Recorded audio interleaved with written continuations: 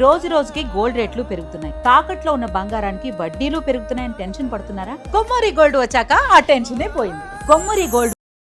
విజయ్ దేవరకొండ గారి టాపిక్ చూసుకుంటే, రష్మిక గారు వరుసగా బాలీవుడ్ లో ప్రాజెక్ట్ చేస్తున్నారు. అంటే ఇక్కడ చేస్తున్నారు, కంపారిటివ్లీ అక్కడ కొన్ని ఎక్కువ చేస్తున్నారు. నెక్స్ట్ విజయ్ దేవరకొండ గారు కూడా బాలీవుడ్ లో ఎంట్రీ ఇవ్వబోతున్నారు, అక్కడిని సినిమాలు చేయబోతున్నారు అని టాక్ నడుస్తుంది. దీని గురించి ఏమంటారు? ఏ ప్రొడక్షన్ హౌస్ అయినా ఒక హీరోయిన్ లక్కీ చామ్ ఉంటే వాళ్ళు ఎంత తేలిగ్గా వదలరు.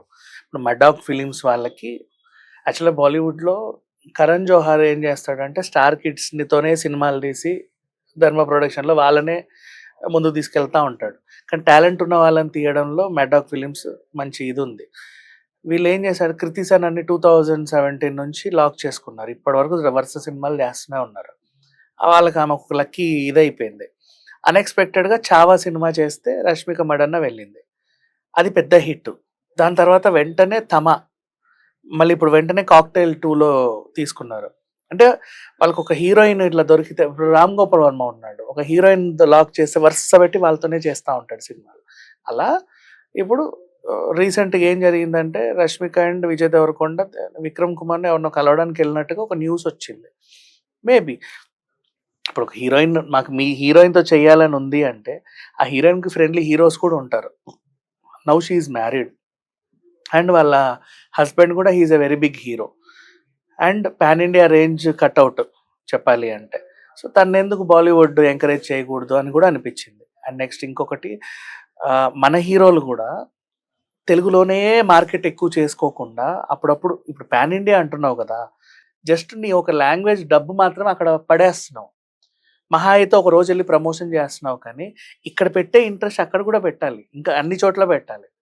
అప్పుడు పర్ఫెక్ట్ ఉంటుంది. ఇప్పుడు నాని చేస్తున్నాడు అది, మన ప్యారడైజ్ మూవీకి ప్రతి లాంగ్వేజ్లోనూ అడిషనల్ ఇంట్రెస్ట్ పెడుతున్నాడు, అది పెట్టాలి. ఇప్పుడు మనకి ఫర్ ఎగ్జాంపుల్ ఒక సినిమా వచ్చింది, తెలుగులో నువ్వేం చేస్తుంటావు, యూట్యూబర్లకి ఇంటర్వ్యూలు ఇస్తావు, నీ దాంట్లో పనిచేసిన క్యారెక్టర్స్ కూడా అడప ప్రమోట్ చేస్తారు. ఇప్పుడు నిన్న పెద్దికి మొత్తం జగపత్ బాబు మోసాడు భుజాల పైన, ఎక్కడికి వెళ్ళినా జగపత్ బాబు ఇంటర్వ్యూ ఎక్కువ ఉండే కదా.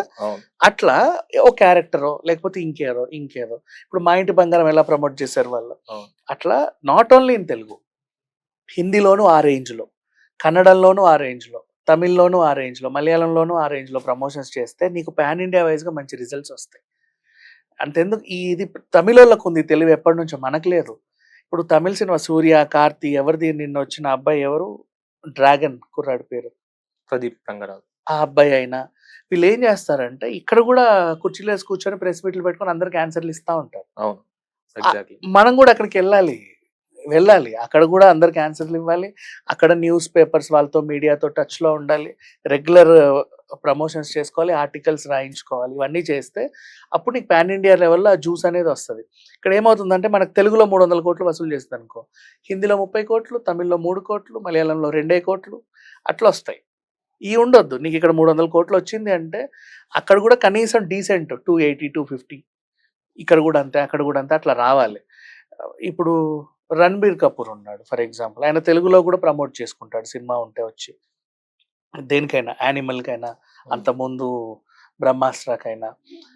ఈవెన్ చాలామంది ఉన్నారు, ఒకరిద్దరని చెప్పలేము. తమిళనాడులే కాదు, మలయాళం యాక్టర్స్ కూడా వాళ్ళ డబ్బు అయినా కూడా వాళ్ళు కూడా వచ్చి కూర్చుంటారు, కన్నడం నుంచి కూడా వచ్చి కూర్చుంటారు. కానీ మన వాళ్ళే ఎందుకో తిరగరు. ఒక్క రిలీజ్కి ముందు రోజు మాత్రం ప్రీ రిలీజ్ ఈవెంట్లో వరుసగా అట్లా కొట్టేస్తారు, సుడిగాలి పర్యటన లాగా. అలా చేయొద్దు. నువ్వు తెలుగులో ఎంత ఎఫర్ట్ పెట్టావో పోస్టర్స్ మీద కానీ, ప్రమోషన్స్ మీద కానీ, అన్నీ A to Z, ఒక్కొక్క సింగిల్ వదలడం, దాన్ని ప్రమోట్ చేసుకోవడం, ఇవన్నీ కూడా అన్ని లాంగ్వేజెస్లో చేస్తే మంచి ఇది వస్తుంది. ఇప్పుడు రష్మిక హిందీకి వెళ్ళింది, సేమ్ ఇప్పుడు విజయ్ దేవరకొండ నెక్స్ట్ సినిమా ఏదైతే ఉందో వాళ్ళు కూడా తెలుగులో పెట్టిన ఇంట్రెస్ట్ని సేమ్ బాలీవుడ్లోనూ ఆ రేంజ్ ప్రమోషన్స్, తమిళ్లోనూ ఆ రేంజ్ ప్రమోషన్స్. ఎందుకంటే మన వాళ్ళు ఇవాళ తెలుగు హీరోనా తమిళ హీరోనా చూడట్లేదు, సినిమా చూస్తున్నాం అంతే. ప్రేమలు ఎందుకు హిట్ అయింది ఇక్కడ, అవునా, ఆ పిల్లోడు కొత్త. నెక్స్ట్ నిన్న వాజా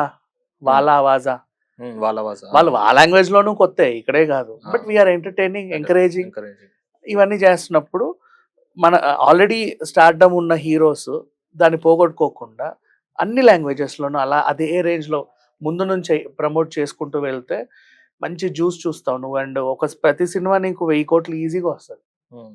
నువ్వు ఎంత రిలీజ్ చేసుకుంటే అన్ని డబ్బులు కదా అవును పాన్ ఇండియా లెవెల్లో. అవును. నువ్వు పోర్చుగీస్ లో రిలీజ్ చేసుకో, ఫ్రెంచ్ లో చేసుకో, జపాన్ లో చేసుకో, చైనాలో చేసుకో, ఎక్కడ నీ దగ్గర ప్రొడక్ట్ ఉంది, నువ్వు ఎక్కడికి వెళ్ళైనా చేసుకోవచ్చు దాన్ని డబ్ చేసి, ప్రమోట్ చేసి, డబ్ చేసి. సో అన్ని రకాలుగా చేస్తే నీకు అన్ని రకాలుగా వస్తాయి, అండ్ అన్ని లాంగ్వేజెస్ లో నీకు అవార్డ్స్ కూడా వస్తాయి. వస్తాయి అవును. ఎవరికైనా నీ పర్ఫార్మెన్స్ నచ్చితే వాళ్ళందరూ కూడా అవార్డులు ఇచ్చుకుంటారు. సో అట్లా నీ క్రేజ్ అనేది మెల్లిమెల్లిగా పెరుగుతూ ఉంటుంది. అవును. ఇది మంచి ఆలోచనే చెప్పాలి అంటే.